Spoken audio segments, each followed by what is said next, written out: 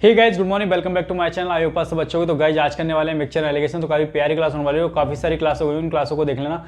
उससे पहले अगर आपने हमारे चैनल को सब्सक्राइब नहीं किया, प्लीज चैनल को सब्सक्राइब कीजिए और ज़्यादा से ज़्यादा सपोर्ट कीजिए। फटाफट से कर लेते हैं प्यारे पे क्वेश्चन। हर एग्जाम के आपको तैयार करने वाला हूँ बिल्कुल ईजी वे में, ठीक है। तो क्वेश्चन फर्स्ट में क्या कहा गया है? क्वेश्चन फर्स्ट में देखो कहा गया है, in what ratio should rice of price 20 kg be mix with rice of price 30 kg so that the cost price become 24 kg। एक बार बताओ, उसने दे रखा है कोस्ट प्राइस दे रखा है, ठीक है। एक जो राइस है उनका दे रखा है 20 रुपये, ठीक है, कोस्ट प्राइस, और दूसरा है 30 रुपये, ये है कोस्ट प्राइस, ठीक है। अब कह रहा है दोनों को मिक्स कर दिया गया, तो जो ओवरऑल जो उनका प्राइस आया 24 रुपये आया। कितना आया? 24 रुपये। इसको एलिगेशन मेथड से सॉल्व कर दो। जब सॉल्व करोगे तो क्या आएगा? देखो, अगर ये कोस्ट प्राइस है, ठीक है, जब इसको सॉल्व करोगे तो ये आ जाएगा 4 और ये आ जाएगा 6, और ये जो रेशियो आएगा, ठीक है, ये क्वांटिटी का रेशियो आएगा। अगर ये कॉस्ट प्राइस है तो ये क्वांटिटी का रेशियो आ जाता है, और जो रेशियो कहता है जो कटता है काट दो। तो 2 से करोगे 3 पे जाएगा और 2 से कटोगे 2 पे जाएगा, ठीक है। तो 3:2 आ जाएगा, ठीक है। और दूसरी बात समझिए कि ये है कि ये जो वैल्यू होगी इन दोनों के बीच की वैल्यू होगी हमेशा, ठीक है।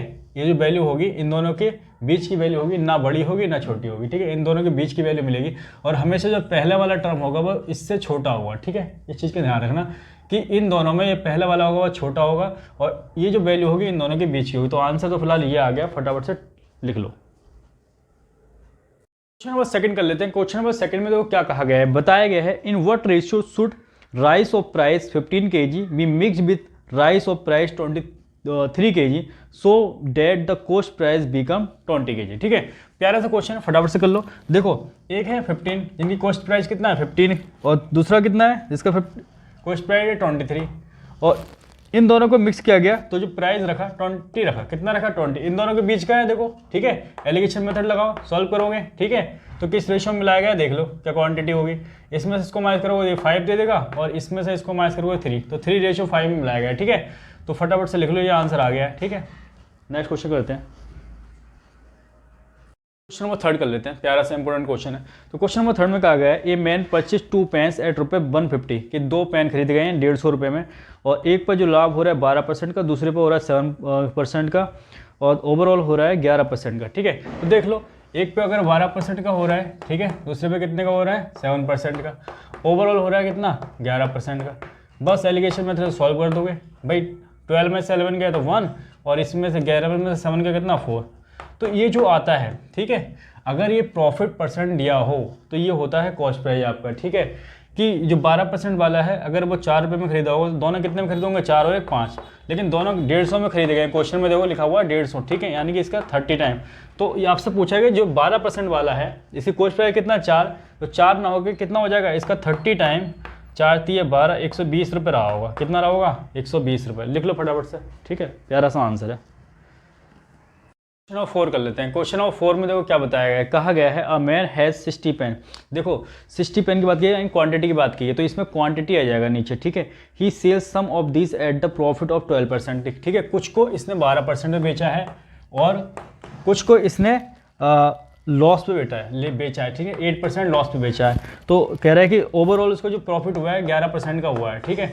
बस इसको सॉल्व कर लो। जब सॉल्व करोगे तो एक बार बताओ, ये हो गया। जब प्रॉफिट देखो लॉस तो बेचा है तो ये तो माइनस हो जाएगा, लॉस वाले को हमेशा माइनस लिखना। तो इसमें से इसको माइनस करेंगे तो ये तो 1 आ जाएगा, और इसको भाई बड़े माइनस से छोटा माइनस करेंगे तो ये क्या हो जाएगा 11 माइनस -8, यही तो हो जाएगा।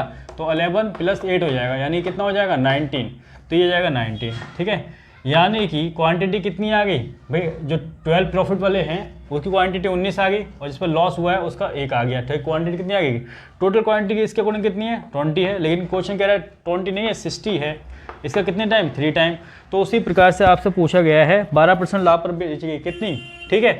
तो ये 19 ना होके इसका 3 टाइम कितना हो जाएगा 57 बेची गई, ठीक है। कितनी प्रॉफिट 12% प्रॉफिट कितनी बेची गई 57 है, ये हमारा 57 का आंसर हो जाएगा, ठीक है। लिख लो फटाफट से। आइए क्वेश्चन नंबर 5 कर लेते हैं, इंपोर्टेंट प्यारा सा क्वेश्चन है। तो क्वेश्चन नंबर 5 में कहा गया, अ मैन हैज़ 40 kg चाय, ठीक है, 40 किलो चाय है, यानी क्वांटिटी के केस है।